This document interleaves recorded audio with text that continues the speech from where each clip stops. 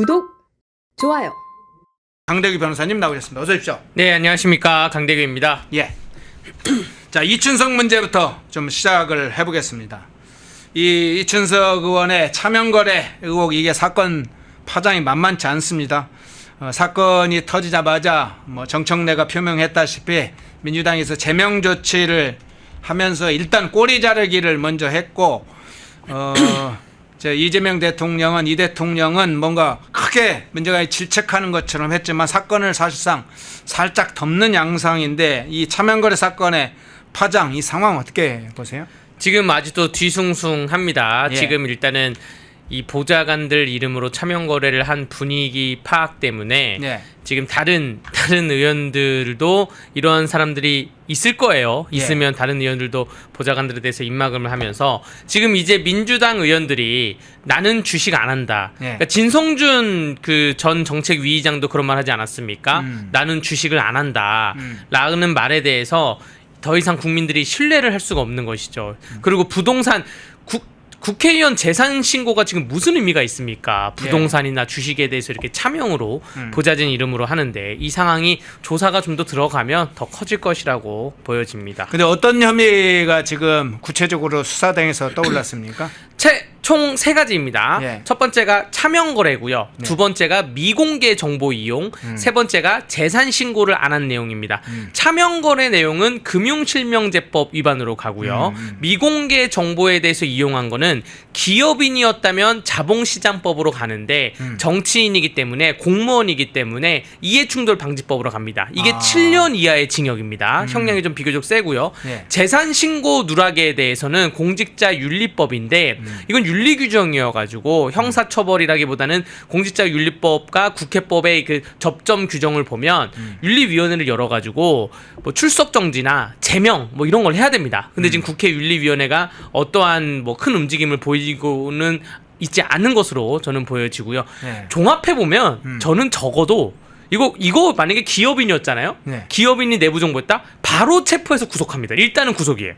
일단 그렇군요. 구속해서 사돈의 8천까지 탈탈탈 텁니다. 차명을 어디까지 차명을 썼는지 봐야 되기 때문에 뭐 매형, 처남 다 텁니다. 근데 정치인이잖아요. 국회의원의 불체포 특권이 있어서 그런지 몰라도 이거 지금 며칠이 지났는데 왜 아직도 체포를 안 한지 모르겠어요. 예. 그래서 그 구속 수사 사유고 적어도 징역이 3년 정도는 나올 거라 저는 예상합니다. 그렇군. 최소 3년 정도는 나온다. 네. 이분 좀 희한한 게 본인 재산이 4억 7천이라고 신고했는데 예. 주식 거래가 1억이 넘어요. 1억 정도예요. 예. 야수의 심장으로 주식을 한 그러한 사람입니다. 네. 예. 자, 이게 고발된 건이죠. 자, 이 고발을 서민민생대책위에서 했는데, 김순환 사무총장이 이 차명거래 의혹 사건에 대해서 고발을 했습니다. 이제 경찰에서 전담수사팀을 꾸렸고, 전담수사팀 규모가 한 25명 정도로 비교적 큰 규모로 꾸린 거는 알고 있습니다. 그래서 이춘석 의원 한 명에 그치지 않고 수사가 확대될 가능성은 지금 경찰 내부에서도 살피는 걸로 알고 있는데, 자, 이춘석 의원을 고발한 일단 김순환 서민민생대책위 사무총장 조사받고 나오는 영상 장면이 있는데, 이 고발인의 영상 보고 오겠습니다. 대통령실, 그 다음에 국회, 더불어민주당 국회의원들, 보좌관들, 국정기획위원회 모두 전반적인 수사를 했으면 합니다. 예, 이춘석 의원의 수사에 그치면 안 된다. 앞서 이제 대상자들 쭉 이야기했습니다. 대통령실, 민주당 국회의원들, 보좌관들, 국정기획위원들 전수조사가 필요하다. 그리고 지금 특검과 국정조사 문제까지 나왔어요. 어떻게 이 상황 보세요? 사실은 그 전수조사는 필요하고, 원래 수사를 경찰에서 지금 굉장히 대대적으로 수사를 하는 것처럼 보여지는데, 예. 원래는 이러한 사건이 터지면 서울 남부지검 금융수사단에서 합니다. 예. 이 검찰이 특성화되어 있는 검찰들이 있어요. 뭐 건설회사 사건은 건설 사건은 북부지검, 금융 사건은 남부지검. 남부지검에서 수십 년 동안 금융 에이스들, 회계사, 세무사 자격증을 갖고 있는 검찰들이 있습니다. 검사들이 있습니다. 다 뽑아가지고 몇십 년 동안 운영을 해왔는데, 이거를 추미애 법무부 장관 시절에 해체시켰어요. 그렇죠. 라임하고 옵티머스 사태 때 본인들 민주당으로 수사가 들어오니까 그걸 해체시켰습니다. 문재인 정부 시절에 추미애 법무부 장관이 예. 윤석열 정부 들어서 다시 부활시켰습니다. 정의사회 구현을 위해서 다시 부활시켰는데 지금 뭐 민주당에서 검찰 해체한다고 뭐 하고 있으니 경찰이 수사단을 꾸렸는데 저는 서울 남부지검 금융수사단에서 해야 된다고 적합하다고 좀 보여지고요. 예. 그리고 국정기획 그 위원들이나 국회의원들 주식에 대해서 전수조사가 필요한 게 이 이춘석 그 위원장도 이춘석 전 위원장이죠. 작년 10월 달에 이미 기사가 한번 났어요. 그때는 이춘석이라 이름이 안 나고 한 야당 의원의 주식 거래라고 해서 그때 주식 종목까지 났거든요. 그때 보좌관 이름도 나왔고 주식 종목을 보면 어떠한 그 영화 제작사에다가 주식을 샀는데 그 제작사가 지금 어마어마하게 커졌습니다. 그 불과 짧은 시기에. 왜 커졌냐? 자, 이제 여러분들 국회의원들이 그 국정에 대해서 감사 권한이 있고 조사 권한이 있잖아요. 상임기관들, 피감기관들 부르잖아요. 요즘 영화 제작이 문광부에서도 지원금이 나가고요. 네. 혹은 지경위에 있는 산자위에 있는 수출보험공사 같은 데서도 수출하라고 지원금이 나갑니다. 그러니까 이렇게 지원금을 국회의원이 어떠한 본인들의 감사를 통해서 지원금을 해줘라 라고 얘기를 했는데 본인은 정작 차명으로 그 기업의 주식을 사고 있는 이거 전반적으로 전수조사가 필요하고요. 조사하는 방법은 간단합니다. 보좌진들 주식 내용을 다 제출하라고 하면 돼요. 야. 그리고 국회의원들에서 어느 3촌이나 4촌까지의 관계에서 주식을 다 제출해라 라고 하면 되는 것이고요. 주식이라는 게 지금 이 참모보좌관이라고 하잖아요. 네네. 이춘석 의원 참모보좌관도 그 참모보좌관 주식 계좌에 들어온 돈이 어떤 돈이냐, 그게 나간 다음에 누구한테 흘러갔냐, 이렇게만 조사하면 되거든요. 이거 서울 남부지검 금융수사단에서 이미 노하우가 다 있을 겁니다. 기업을 이런 식으로 자본시장법 수사를, 미공개정보 수사를 해왔던 사람들이거든요. 그래서 수사를 하면 간단히 되는데 정권의 의지에 담겨 있는 거죠. 이재명 정부가 과연 지금 경찰청이 행안부 산하에 있는데 윤호중 행안부 장관 산하에 경찰청이 움직이는데 과연 수사를 할지는 좀 의문스럽습니다. 예. 일단 그렇게 뻥튀기를 해놓고 실제 수사가 제대로 되고 있는지 그건 의문이다. 사실은 서울 남부지검의 이 금융 합수단 같은 데서 사실은 전문가들이 있죠. 검사들에서 상당히 전문가들인데 그 부분에 살펴보지 못하고 있는 부분도 이야기를 해주셨고 전수조사 관련된 얘기도 좀 해주셨네요. 자, 그런데 이춘석 차명거래 의혹 사건이 터지면서 이 불똥을 맞은 곳이 있죠. 국정기획위원회죠. 이 국정기획위원회가 활동 기한을 연장하지 않고 종료하겠다고 선언을 했습니다. 이춘석 이 사건과 연관이 있어서 그런가요? 급히 활동 종료 선언을 했어요. 그래서 13일 날 대국민 보호대회를 열고 14일 활동을 마무리한다 이렇게 발표를 했어요. 국정기획위원회에 관련된 문제는 미공개 정보 이용 문제가 제기되는데 이 국정위와 연관해서 볼 때 어떤 문제가 있다고 보십니까? 네, 일단 국정기획위원회 예. 그 관련 법에 의하면 존속기한이 60일입니다. 예. 6월 16일에 출범을 했기 때문에 8월 17일까지는 할 수가 있고요. 네. 그런데 필요시 20일 동안 연장할 수 있도록 되어 있어요. 그러면 9월 한 초순까지는 할 수가 있습니다. 9월 초순까지는 할 수가 있고 본인들이 필요하다면 연장을 할 수가 있는데 일단 첫 번째로 무능이 걸려 있는 거예요. 지금 뭘 한지를 모르겠어요. 보통 대통령이 인수위나 국정기획위원회가 뭘 하냐면 정부 조직법부터 개편하거든요. 네. 우리가 국정을 기획하기 위해서 조직을 나누겠다. 지금 뭐 산자위를 뭐 에너지 부서랑 뭐 기후 부서랑 나누겠다 뭐 이런 거 아니에요. 말로만 나왔지 지금 한 게 없습니다.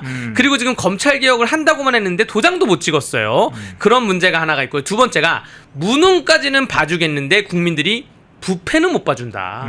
무능까지야 너네가 열심히 했는데 성과가 안 나오는 거 봐주겠지만 부패는 못 봐준다. 무능과 부패가 겹쳐가지고 지금 운영위에 대해서 기획 운영이 빨리 종료를 하는 것 같고요. 사실 처음에 출범할 때는 민주당 의원들 서로 들어가려고 저 55명이거든요. 그 정원이 55명 위원들 중에 서로 들어가려고 막 뭐 얘기 나누고 했는데 지금은 5점이 됐습니다. 이재명 정부의 국정기획위원 출신이다? 그럼 국민들 시각에서 무능, 부패 딱 두 가지만 남는 거예요. 그렇기 때문에 서로 이제는 밝히지 않을 거라고 생각이 됩니다. 이제 발을 빼는 건가요? 네. 근데 하나 지켜볼 게 뭐냐면 예. 법에 의하면 활동 종료하고 30일 이내에 백서를 발간하도록 되어 있어요. 네. 그 무능과 부패 속에서 어떤 백서가 나올지 우리 펜앤마이크에서도 언론사에서도 면밀히 살펴봐야 될 것 같습니다. 예.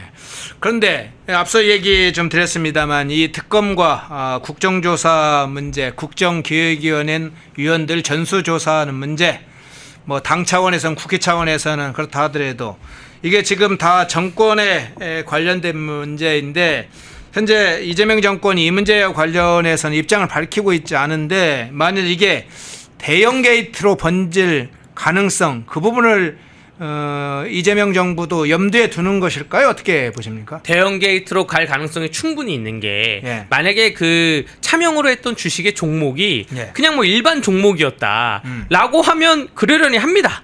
그런데 그 종목이 국정기획위원회에서 그 AI 산업 성장으로 할 종목을 선정을 했는데 그랬죠. 그 종목을 발표하는 그 시점에 바로 내가 샀던 주식이 올라갔나 내려갔나 그걸 매도하려고 킨 거 아니에요. 예. 이거는 굉장히 그 초대형 대형 게이트도 아니고 초대형 게이트입니다.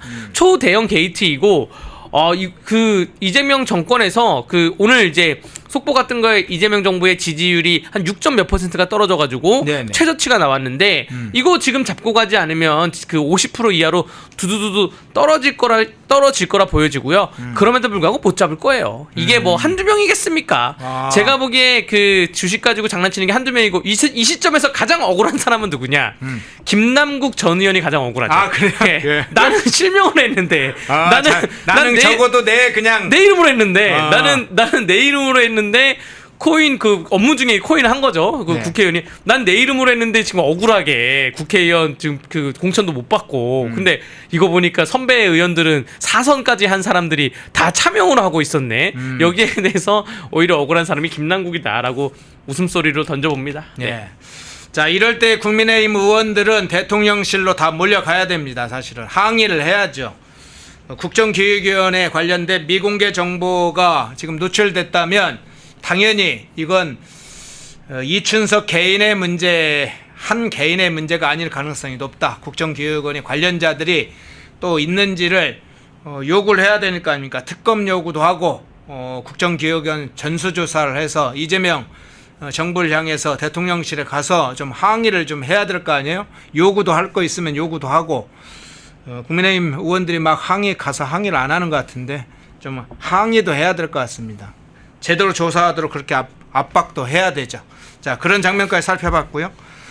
자, 오늘 국무회의가 예정된 그 주제로 넘어가 보겠습니다. 본래 12일로 예정됐던 정기 국무회의가 예정됐었죠. 12일 날. 그런데 오늘 임시 국무회의가 오늘 오후에 열립니다. 갑자기 오늘 연다고 그랬어요. 이제 사면 문제, 조국 전 대표, 뭐 윤미향 그리고 추가적인 인물들이 그 후에 나오던데 백원우, 윤건영 뭐 여러 인사들이 나오는데 오늘 특별 사면 관련된 결정을 임시 국무회의에서 한다는 건데 왜 갑자기 근데 이 날짜까지 바꾸면서 이렇게 하는지 모르겠어요. 그러니까요. 국무회의라는 게 정해진 절차에 의해서 가야 되는데 예. 임시 국무회의를 여는 것은 경제적으로 굉장히 급박한 상황이던가 혹은 재난이 발생했던가 혹은 전쟁이 발생했던가 이런 급박한 상황 속에서 임시를 열어야 되는데 이거 본인들 주변 사람들 사면을 해주겠다고 임시 국무회의를 여는 것 자체가 저는 좀 개탄스럽고요. 아마 8월 15일 날 국민 취임식을 준비할 건데 만약에 내일 정해진 내일 국무회의를 열어가지고 사면을 해주면 그 여파가 14일, 15일까지 갈 겁니다. 그래서 하루라도 빨리 좀 봉합을 하자, 발표를 하고 빨리 봉합을 하자 그래서 일단은 당긴 것으로 보여지고요. 국민 취임식의 모든 그 본인들의 번뇌를 털기 위해서 조금 더 빨리 사면하는 임시국무회를 잡은 거라 보여지는데 정치적으로 굉장히 오판입니다. 지금 인사청문회부터 계속 겹겹이 쌓이고 있어요. 주식도 쌓이고 이춘석도 쌓이고 그다음에서 사면에 방점을 찍게 된 다음에 그 국민 뭐 취임식, 뭐 임명식, 뭐 이런 행사를 하게 되면 아무 의미가 없습니다. 네. 자, 오늘 특별 사면 대상을 오른 인물들 하나하나 좀 살펴보는데 그게 그 여러 인물들을 살필 수는 없고 뭐 핵심적인 인물들 뒤에서 살펴볼 텐데요. 자, 그런데 이런 문제도 한번 좀 살펴보겠습니다. 이게 오늘 특별 사면을 하는 게 이재명이 실제로 본인의 확고한 뜻인지 아니면 민주당 내부에 여러 이제 뭐 지지층도 있습니다만 강성 지지층이라든가 김어준류의 지지층의 압박이라든가 또 범여권 내부의 뭐 좌파 원로들 포함해서 이런 압박에 따른 것이 어떤 차원에서 해석을 하세요? 이건 이제 결과에 따라서 오늘 사면에 누구는 해주고 누구는 안 해줄 거예요. 결과를 봐야 그 결과에 따라서 명확해질 것 같습니다. 자, 그 문재인 전 대통령이 김어준 행사에 가가지고 뭐 형님이라 부르고 얘기했죠 얼마 전에. 네. 근데 그 문재인이 주말 사이에 또 라이브 방송을 켜서 조국의 책을 소개하면서 하는 말이 독거방에서 지금 어려운 환경에서 책을 썼다. 근데 여러분 보세요. 문재인의 입에서 윤미향은 안 나오거든요. 네. 문재인의 입에서 최강욱은 안 나와요. 근데 만약에 저렇게 여러 리스트 중에 조국은 사면해주고 윤미향은 사면을 안 해줬다. 혹은 조국 사면해주고 최강욱을 사면 안 해줬다.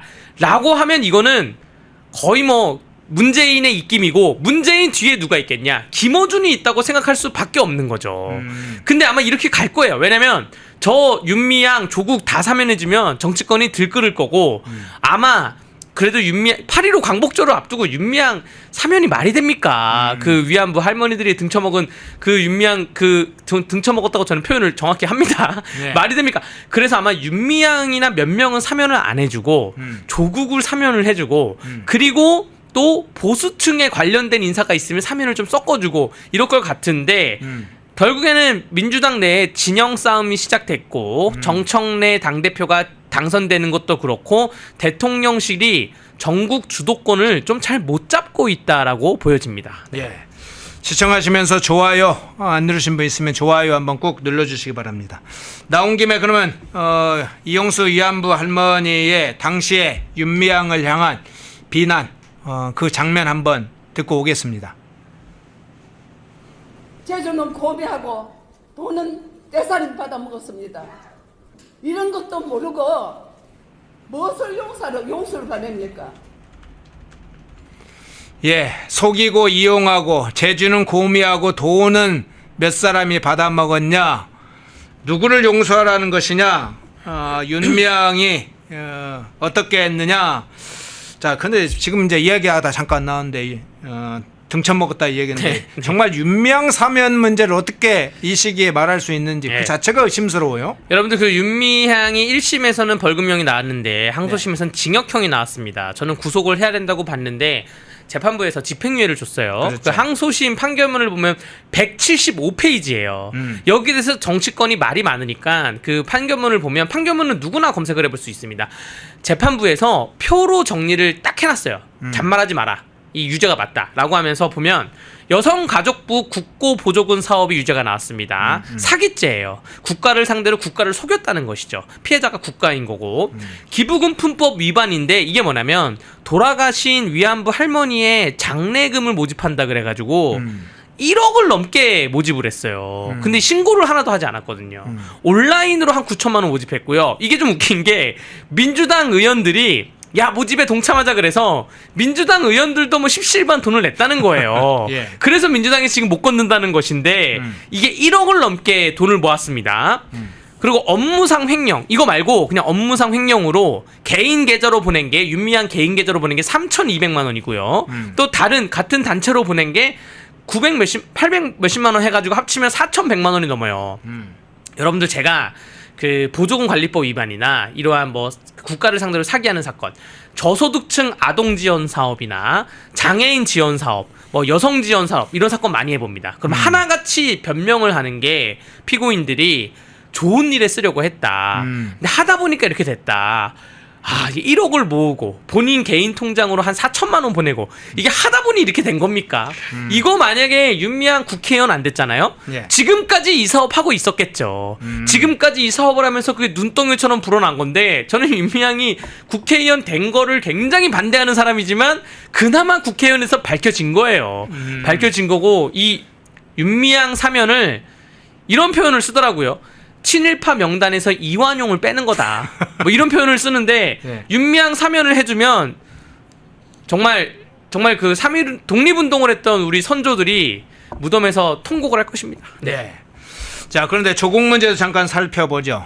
조국이 특별 사면 될 거다 사실상 확정을 해놓은 상태로 지금 알려졌는데 복권을 할지는 모르겠습니다. 사면은 특별 사면을 할 텐데 복권까지 할지, 복권이 되면 이제 정치적인 활동을 할 것으로 보이는데 출마 피선거권이 이제 다시 회복이 되니까 출마 문제가 나서는데, 그래서 벌써부터 뭐 서울시장, 부산시장 문제를 걱정하는 민주당 내부의 의원들도 있다고 합니다. 조국이 사면 복권되면 서울시장이나 부산시장을 출마할 경우에 법률권 내부에 문제가 생긴다, 이런 것까지도 이야기하는 분들이 벌써 있는데, 여기에다가 이재명 정권에 관한 원심력이 상당히 확대될 가능성이 있다, 법률권 내 권력 투쟁이 본격화될 수 있다, 이런 지적들이 나오고 있어요. 네. 예. 이게 지금 그 민주당 내부에서도 네. 아니 사면을 하려면 성탄절 사면을 해야지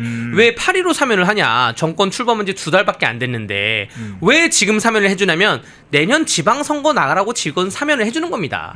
성탄절 사면을 하다 보면 그러면 선거 준비하기가 좀 애매해요. 네. 예비후보 등록하고 뭐 지역구 정하고 해야 되는데 이미 11월 이미 추석쯤이 되면 모든 지역구의 후보자가 윤곽이 드러나거든요. 근데 본인은 이제 교도소에 있으니까 차라리 빨리 풀어주자는 거고, 역대 어느 정권도 1년 이내에 저렇게 정치범 사면해주는 경우는 없습니다. 정치범도 아니에요. 자범이에요.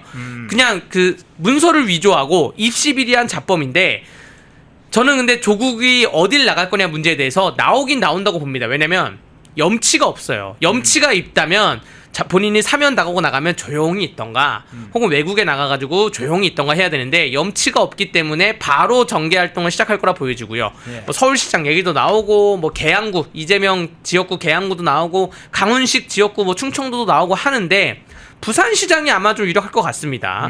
굉장히 본인이 잘못했다는 생각을 안 하면서 부산대에 대한 그러한 불신과 복수심도 좀 있을 거라 보여져요.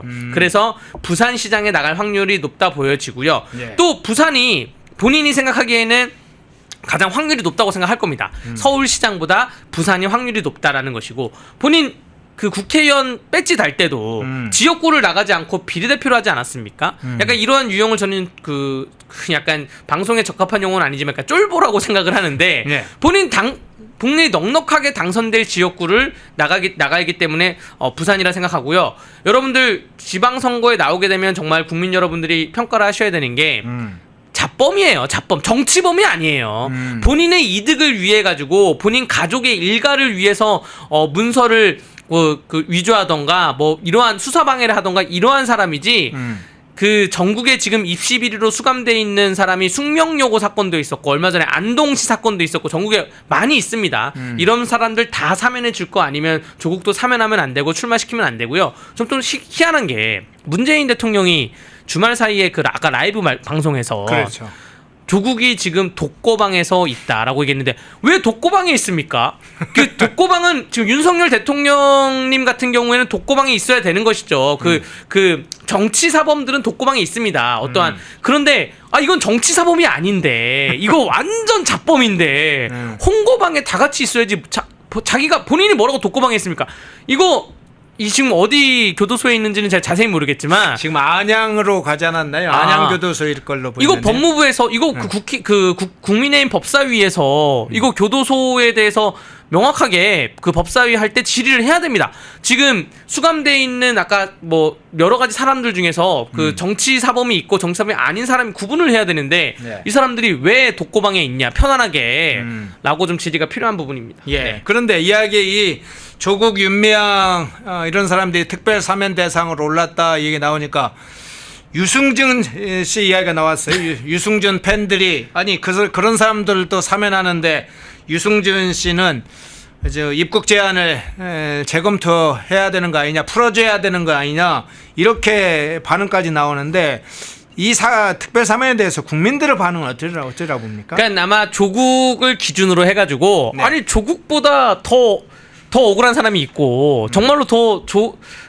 조국은 정말로 입시 비리를 영향을 미친 것이고요. 그거보다 더 영향력이 작은 사람들이 있는데 이 사람들을 먼저 복권을 해줘야 되는 거 아니냐.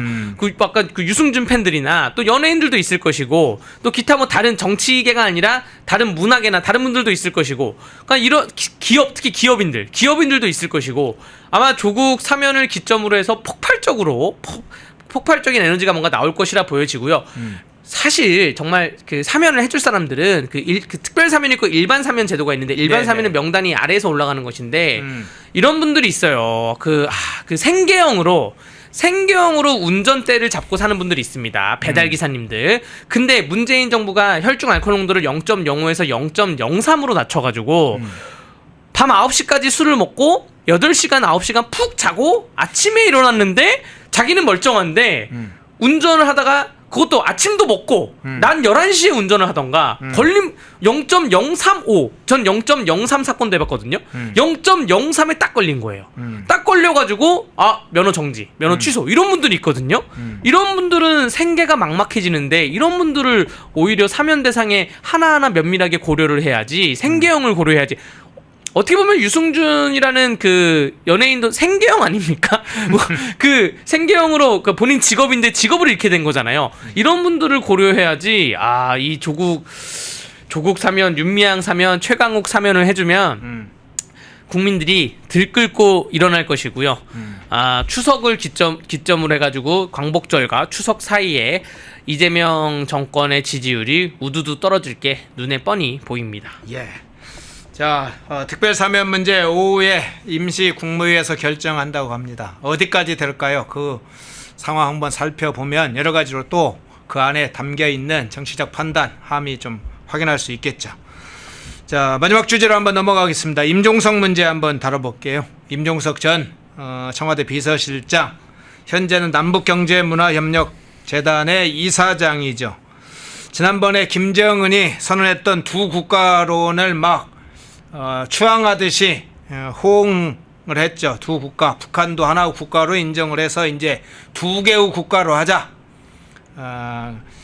그런 입장을 밝혀서 북한의 김정은의 입장에 적극적으로 동조하는 입장을 밝혔는데 이번에 또 북한에 관련해서 입장을 재차 입을 열었습니다. 임종석이 이런 얘기했어요. 헌법 개정이 현실적으로 어렵다면 해석을 현실에 맞게 하는 방법도 있을 것이다. 그래서 북한을 하나의 독립된 하나의 국가로 인정할 것을 재차 촉구하면서 이제 이런 이야기도 이어집니다. 국가보안법 문제도 이제는 매듭을 지어야 하며 북한이란 호칭도 검토해 볼 수 있다. 이런 이야기인데 이 문제 어떻게 해석을 합니까? 일단은 헌법 3조에 명백히 위반되는 발언입니다. 두 국가론도 그렇고 뭐 이런저런 사유가 다 헌법 3조에 위반되는 것이고 남북경제문화협력재단 저 재단의 지금 이사장인데 지금 정권이 바뀌어서 제가 좀 걱정되는 게 이제 아까 말한 임종석은 그 문재인 정부 시절에 비서실장 하지 않았습니까? 네. 그 라인이에요. 그 9.19 군사합의 뭐 이 라인인데 우리나라 기업들에서 그 정권의 눈치가 보이니까 뭐 이재명 눈치가 아니라 뭐 김어준 문재인 눈치인 것 같아요. 그 눈치가 보이니까 저 재단에 너무나 많은 기부를 할까봐 좀 제가 걱정이 되고요. 그 임종석이 말하는 북한 호칭을 변경해야 된다. 이거는 정말 그 북한에서 정권에서 나온 북한 김정은 사단에서 나올 수밖에 없는 얘기인 게 그러면 이렇게 해달라는 거겠죠. 조선민주주의 인민국이라고 하거나 북조선이라고 북조선이라고 불러주거나 뭐 그렇다는 거예요? 예, 이게 명확한 게 여러분들 그 유튜브에 요즘 많이 올라오는 게 많은 유튜버들이 중국이나 뭐 베트남이나 이러한 외국에 있는 북한 식당을 가요. 북한 식당을 가서 우리도 가서 먹을 수가 있거든요. 평양냉면도 먹을 수 있고 북한 음식 먹을 수가 있습니다. 순대도 먹을 수 있고. 근데 거기서 이게 북한 음식인가요? 라고 종업원한테 물어보면 그 종업원은 이제 북한 사람이죠. 종업원이 하는 말이 북한 아니라요. 북조선이라요. 그러면서 너무 무서운 거예요. 다시 또 먹다가 또 실수로 이게 북한에서 온 뭐 재료인가 이러면 북한이라 하지 마시라요. 북조선이라요. 그러니까 명확한 거예요. 사상 교육을 받은 거예요. 북한이 아니라 북조선이다. 남조선 아닙니까? 뭐 이런 거예요. 이거 앞으로 이 한치도 양보하면 안 됩니다. 이거 임종석이 말하는 북한을 북조선으로 부르자 양보하잖아요. 그 다음 수순이 뭐겠어요? 북한이 이제 북조선이니까 야 우리도 우리 평화를 위해서 우리 남조선이라 부르자. 이렇게 나온다니까요. 이게 제가 막 설마 그러겠어라고 옛날에는 많이 생각했는데 민주당이 하는 그 행태를 보니까 요즘은 설마라는 생각을 안 하고 제 생각대로 하는 게 이걸로 세상이 갈 수도 있다 생각을 하겠어요. 북조선을 먼저 만듭니다. 한 2, 3년 안에 1, 2년 안에 법으로 만들어요. 북한이라고 하면 처벌하는 거예요. 북한이라고 말하는 순간 과태료 매깁니다. 처벌하던가. 북조선을 만들어 놓고 그리고 정권 중반 지나면 대외 관계에 있어서 통일부한테 지시 내리는 거죠. 남조선이라고 표기해라. 그러고 나서 각종 문서에 남조선이라고 표기해라. 지시를 내리는 거예요. 지난번에 남쪽 대통령 그랬잖아요. 뭐 그런 식으로 네. 이거 여러분들 현실이 된다니까요. 이래서 대한민국 국호가 변경될 수가 있습니다. 이거 굉장히 위험한 것이고 임종석이라는 분에 대해서 제재를 해야 되는데 이거 어떻게 제재해야 되는지 이게 너무나 고민스럽네요. 예. 네. 자, 임종석이 대북 전단 중지한 문제, 대북 확성기 해체한 문제 이런 거에 대해서도 상당히 높게 평가를 했어요. 9.19 군사 합의를 복원시키는 노력이다 하면서 이재명 정권이 대북 전단 중지하고 대북 확성기 해체한 걸 잘했다. 뭘 평가를 합니다. 대북 전단이나 대북 확성기 문제만 있는 건 아니죠. 국정원의 대북 라디오와 TV 방송도 초유의 사건입니다. 처음으로 있는 사건입니다. 정권이 보수 정권이든 좌파 정권이든 국정원의 대북 라디오와 TV 방송을 한 번도 중단한 적이 없는데 그걸 중단시켰어요. 이종석이 지시했겠죠. 자, 어떤 차원에서 해석을 합니까? 일단은 여러분들 명확히 하자면 2023년에 북한이 9.19 군사합의는 파기하겠다고 선언을 했습니다. 네. 대대적으로 보도가 났어요. 9.19 군사합의는 북한이 파기를 이미 한 것입니다. 이미 한 것인데 그걸 두고 임종석이 지금 9.19 군사합의를 받들어서 이런 표현 자체가 잘못된 것이고요. 우리나라 국방백서에 의하면 2018년 9월 19일 날 군사 합의를 한 이후에 북한이 합의 내용을 위반한 게 17건이에요. 우리 국민들 기억 속에는 남북 연락소가 폭파되고 이런 걸 기억하실 거예요. 또 미사일 쏘거나 군사훈련 한 게 기억되는데 크게 잡아도 17건이고요. 그리고 2018년부터 2023년까지 북한이 파기하겠다고 선언하기 전까지 5년 동안 해안포를 개방하면 안 되거든요. 군사합의에 의하면. 네. 해안포를 개방한 횟수가 3,400건입니다. 이거 합의가 의미가 없는 합의예요. 합의라는 걸 지켜야지 합의인 거지. 합의를 해놓고 해안포 개방 안 하는 걸로 합의를 해놓고 북한이 5년 동안 3,400건을 합의를 했다는 거는 일주일에 한 번 꼴 이상이죠. 그냥 본인들이 그냥 심심하면 개방했다가 닫고 이러한 격이기 때문에 9.19 군사합의는 전혀 의미가 없습니다. 의미가 없고 저는 대북 TV 방송 송출 중단 이런 거에 대해서 약간 정치권에서 이런 얘기는 있습니다. 뭐냐 하면 북한의 방송을 차라리 남한에 개방하는 게 나을 수도 있다. 뭐냐 하면 북한이 창피해할 거다. 이연 생중계도 안 되고 북한 방송 보면 정말로 너무나 촌스럽습니다. 거의 1920년대 미국 방송도 그렇게 안 했어요. 그렇기 때문에 우리 대북 방송은 별개로 북한의 대남 방송을 오히려 틀면 북한이 조롱거리가 될 것이다. 그래서 이런 목소리도 있는데 이건 다각적으로는 검토를 해봐야 되고요. 문화적인 침투를 해야지 동독과 서독이 통일할 때도 군사적으로 하는 것보다는 담벼락을 사이에 들고 쟤네는 저렇게 노네, 쟤네는 저런 음악을 듣네. 이 문화적인 침투가 굉장히 효과적이 있었습니다. 그렇죠. 그래서 문화적인 침투로 하는 건데 우리도 받으면서 조롱하면서 야 너네 이렇게 놀아? 우리가 더 재밌는 거 알려줄게. 이런 식으로 침투하는 게 더 효과적이고 군사합의에 대해서는 이미 아무런 의미가 없습니다. 라고 생각이 됩니다. 예. 군사합의가 대국민 사기극이라고 할 수가 있죠. 예, 그렇게 말씀드리겠습니다. 예. 북한 내부 상황도 잠깐 살펴보겠습니다. 김정은의 딸 김주애 관련된 건데요. 김주애가 북한 최초의 여성 지도자가 되는 거냐, 최고 권력자가 되는 거냐, 이런 문제가 자꾸 가능성이 제기됩니다. 미국 뉴욕타임스가 최근에 김주애를 집중 조명을 했어요. 거기서 이렇게 보도를 했습니다. 만약 후계자로 지명된다면 고도로 군사화된 가부장제 국가이자 핵 보유국인 북한을 통치하는 최초 여성이 될 것이다. 이렇게 정했어요. 자, 이 문제 잠깐 좀 살펴보겠습니다. 가부장제 국가. 이 탈북민들도 이런 걸 자주 용어를 쓰는데 북한의 가부장제가 수령체제이면서 가부장제가 아주 심하다. 이곳에서 여성이 국가의 최고 권력자가 된다. 이게 가능하느냐, 김정은의 후계자가 김주애가 된다, 이게 가능하냐, 이런 이제 분석이 있고, 그거 별 가능성이 없다, 이런 이제 탈북민들의 또는 북한 전문가들 의견도 있습니다. 그리고 김정은의 아들이 실제로 스위스에서 비밀리에 공부를 하고 있다는 설도 여전히 존재하는데, 김주애가 북한 최고 권력자가 될 가능성, 후계자가 될 가능성, 그 부분은 어떻게 보세요? 일단은 가능성이 없지는 않다고 봅니다. 왜냐하면 네. 역사적으로 봤을 때 왕권 통치 국가도 그렇고 독재 국가도 그렇고 자녀가 약간 미취학 아동이나 혹은 뭐 유년 시절부터 자녀를 데리고 다니는 것은 그 왕권 강화를 위해서 후계자를 공고히 하기 위해서 데리고 다닌 것이고요. 김일성도 김정일을 저 나이 때부터 데리고 다녔어요. 김정일이라는 그 북한의 국방위원장이 김정일이 어렸을 때부터 그 모습을 많이 보였습니다. 네. 그렇기 때문에 그 통치권이 공고해졌던 것이고, 근데 김정은은 외국에서 공부하고 있다가 지금 들어온 케이스여가지고 김정은 본인은 안 그랬는데 김주애에 대해서 저렇게 데리고 다니는 게 김정은 생각에는 이럴 수가 있어요. 중간에 와가지고 그 고모부 처형하고 막 그러지 않았습니까? 네. 장성택 처형하고 네. 그러한 과정에서 너무나 내분이 많았던 거예요. 내가 외국에 있다가 들어오니까. 그래서 아예 어렸을 때부터 박아놔야 되겠다라고 해서 김주애를 데리고 다니면서 김주애를 약간 신격화하는 모습이라 보여지고요. 근데 그나마 그 가능성이 없지 않다고 하는 약간의 열어둔 건 뭐냐면 아직 그 김정은이 젊지 않습니까? 85년생이기 때문에 아직 젊기 때문에 김정은의 통치가 한 30년 이상이 될 겁니다. 그러면 그 사이에 김주애가 결혼해서 또 애를 낳을 거예요. 그렇기 때문에 이게 이 승계가 뭐 건너서 대습 승계가 될 가능성도 있고요. 우리가 좀 조명해야 될 게 쏙 들어간 사람이 김정남의 자녀 중에 김한솔. 예. 김한솔이 사실 그 뭐 외국 방송에서도 인터뷰를 하면서 뭐 그러다가 쏙 들어갔어요. 김정은 체제에서. 근데 김한솔보다 더 적자인 사람이 김금솔이 있습니다.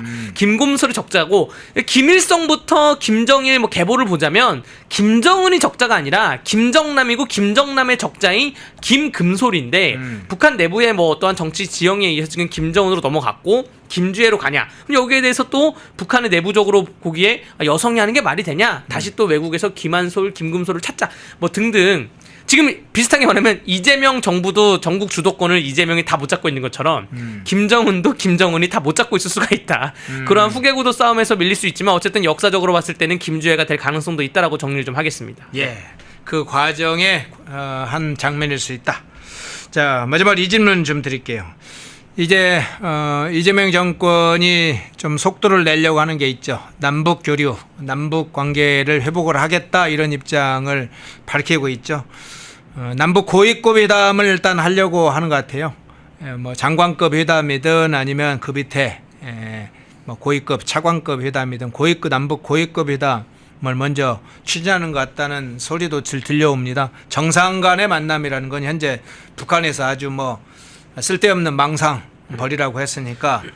그리고 또 하나는 민간 차원의 교류를 상당히 확대할 걸로 보이는데 임종석도 그래서 움직이는 것 같습니다. 만일 이제 그게 이제 현실로 온다면 북한에서 그래, 여러 가지 남북 간의 관계에 있어서 뭐 고위급 간에 만나서 지원 문제나 여러 가지는 협의하자, 대북 지원이나 이런 것들 협의하자 뭐 한다면 쪼르르 나갈 텐데, 정동영 지금 통일부 장관이나 이종석 국정원장, 이종석은 움직일지 모르겠습니다만 정동영 장관이나 뭐 차관급이나 또 임종석 같은 인물이 민간 차원에서 북한을 방문하게 되면 김주애를 혹시 만날 수 있을지가 조금 관심사이기도 합니다. 김정은을 만날 수 있는지도 문제겠지만 김주애를 만나면 어떻게 할까요? 북한에서 고개를 숙이라고 할까요? 어떻게 할까요? 임종석인 경우에는 백두혈통에 충성하고 추종하는 자이기 때문에 충분히 그럴 수가 있다고 보여집니다. 그래요? 김주애에 대해서도 뭐 충분히 예의를 갖출 거라 보여지고, 근데 저는 임종석과 그 이재명은 확연히 다릅니다. 뭐가 다르냐면 임종석은 북한 자체를 추종하고 갈망하고 동향하고 그런 사람이고, 이재명은 북한에 가는 거를 본인이 대통령이 되기 위한 수단으로 삼은 거예요. 그냥 북한이라는 거는 하나의 수단에 불과합니다. 근데 이미 대통령이 됐잖아요. 북한에 갈 필요가 없는 거예요. 그러니까 그 문재인 정부 시절에 경기도지사 나를 북한에 안 데리고 가니까 내가 북한에 가야지 대통령 반열에 오르는 후보자 반열에 오르는데 안 데리고 가니까 경기도지사로서 외향을 하려고 하다가 대북송금 사태가 터진 것이고 예. 근데 이미 대통령이 됐으니까 북한에 갈 필요가 없는 거예요. 굳이 북한에 갈 필요가 없고 자 문재인과 이재명이 또 여기서 다른 거죠. 문재인은 임종석을 비서실장으로 앉히고 그런 다음에 뭐 북한 지도자끼리 만나자 뭐 이런 얘기를 한 건데 네. 이재명 정부하에서는 굳이 북한 김정은하고 만날 필요는 없다. 근데 임종석이나 뭐 정동영이나 이런 사람들은 북한에 가고 싶어 하겠죠. 그래서 그 정도의 사람을 보내줄 거라고 보여주고요. 엄밀히 말하면 그 북한은 헌법 3조에 의하면 나라가 아닙니다. 국가가 아닙니다. 우리 유엔에 가입했다 하더라도 우리나라 헌법상은 국가가 아니고 반국가 단체죠. 반국가 단체인 거고 네. 국제인권법이나 국제사법에 의하면 범죄자 집단이에요. 예. 제가 표현하는 게 제가 북한이라고 표현하는 거는 북한 주민들, 불쌍한 북한 주민들을 얘기하는 게 아니라 북한에 있는 그 김씨 일가와 그 김씨 3대를 추종하는 그 일부 정권 세력을 의미하는 것이고 범죄자들이기 때문에 범죄자 집단에 굳이 가서 고개를 숙일 필요는 없는데 그래도 임종석은 갈 것 같다. 근데 중요한 거는 이제는 국민들이 속지 않는다는 겁니다. 2018년 9월 19일에는 예. 제가 보기에도 센세이션 했어요. 그 분계선에서 그 판문점에서 트럼프와 문재인과 김정은 만나고 이런 게 제가 보기에도 혹하고 센세이션 했는데 그런데 이제는 우리 더 이상 우리 국민들이 그런 것에 속아 넘어가지 대국민 사기극에 속아 넘어가지 않을 것이라 보여주고요. 사실 지금이 더 위험한 게 옛날에는 뭐 서류 들고 가고 뭐 소 끌고 가고 하지만 지금 USB 하나 갖고 가면 되거든요. 그러네. 여기 안에 뭐가 들어있을지 몰라요. 어떤 코인이 들어있고 어떠한 자료가 있을지 몰라요. 그래서 지금이 더 위험한데 어쨌든 안 갔으면 좋겠습니다. 예. 예. 2부에 강대규 변호사님 모시고 이춘석 문제 좀 집중적으로 살펴봤습니다. 그리고 임종석의 장면들 같이 살펴봤습니다. 강대규 변호사님이었습니다. 고맙습니다. 네, 감사합니다. 펜앤마이크와 광동이 함께 준비한 초저분자 콜라겐으로 피부 속까지 촘촘하게 관리하세요. 하루 두 알로 피부 보습, 탄력 개선, 체내 흡수에 용이한 저분자 PC 콜라겐, 부원료 또한 탄탄하게 펜앤마이크 TV 단독 할인 1개월분 한 박스에 13,000원, 3개월분 3박스에 30,000원. 펜앤마이크 구독자 전용 댓글 상단 할인 링크에서 구매 가능합니다. 전화 문의는 1661-6915, 전화 문의는 1661-6915. 펜앤마이크와 광동이 함께 준비한 머리부터 발끝까지 모든 순간 풍성하게 광동 효모 비오틴 하루 한 번으로 가득 채우는 에너지 600mg 맥주 효모 함유 목 넘김 좋은 알약 타입 펜앤마이크 TV 단독 할인 1개월분 한 박스에 15,000원 3개월분 3박스에 35,000원. 펜앤마이크 구독자 전용 댓글 상단 할인 링크에서 구매 가능합니다. 전화 문의는 1661-6915, 전화 문의는 1661-6915. 펜앤마이크에서 추천하는 영상도 보고 가세요. 다른 영상도 즐기시려면 구독 버튼을 꼭 눌러주세요.